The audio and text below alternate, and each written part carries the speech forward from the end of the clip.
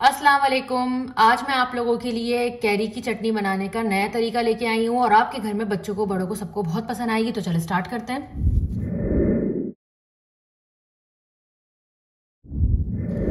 3 अदद medium size के टमाटर लिए हैं जिसे मैंने अच्छे से धो के सेंटर में से काट लिया है। 3 अदद मीडियम साइज की कैरी ली थी जिसे मैंने अच्छे से धो के काट लिया है। और कुछ साबुत गोल लाल मिर्चें हैं और लहसुन के जवे हैं। तकरीबन मैंने आधा लिया था जिसे मैंने छील के उसके दानों को निकाल लिया है। और थोड़ा सा हरा धनिया है। ये तमाम चीजें हैं जो चटनी बनाने में हमें काम आएगी। और दूसरी चीज, कैरी अभी मार्केट में बहुत ही जबरदस्त आई हुई है और इसका सीजन बहुत कम होता है। तो जितना हो सके कैरी का इस्तेमाल करें और उसको अपने खाने में मजे के लिए इस्तेमाल करें। अब इन तमाम चीजों को अच्छे से चूल्हे में डाल देंगे हम और इसको अच्छे से पीस लेंगे।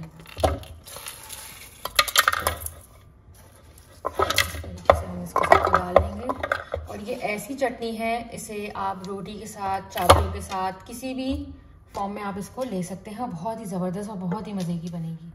और जो लोग मेरे चैनल पर नए आए हैं, मेरे चैनल को सब्सक्राइब करे बगैर नहीं जाइएगा। आप लोग मेरे चैनल को सब्सक्राइब करते हैं, लाइक करते हैं तो मुझे बहुत ही ज़्यादा मोटिवेशन मिलती है। अब इसमें हम सॉल्ट टू टेस्ट ऐड कर देंगे। और अब इसमें हम बिल्कुल मामूली सा पानी ऐड करेंगे क्योंकि टमाटर का भी अपना पानी होता है। तो बहुत ही थोड़ा सा इसमें मैं पानी ऐड करूंगी और इसको हम पीस लेंगे। माशाल्लाह से हमारी क्या जबरदस्त सी चटनी तैयार हुई है। क्या प्यारा इसका कलर आया है, क्या इतनी प्यारी सी इसकी खुशबू आ रही है। लहसुन की और कैरी की इतनी जबरदस्त सी खुशबू आ रही है।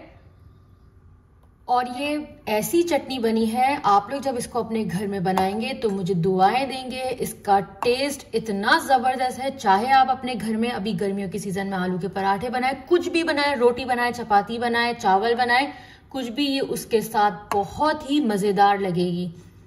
आप लोग इसको जरूर ट्राई करिएगा और मुझे कमेंट बॉक्स में जरूर बताइएगा कि ये कैसी बनी है, क्योंकि ये मेरे घर में बहुत ज्यादा बनती है और इसको मेरे घर में सब लोग उससे बहुत शौक से खाते हैं। आप लोग मेरे चैनल को सब्सक्राइब कर दें, लाइक कर दें, शेयर कर दें। टेक केयर, अल्लाह हाफिज।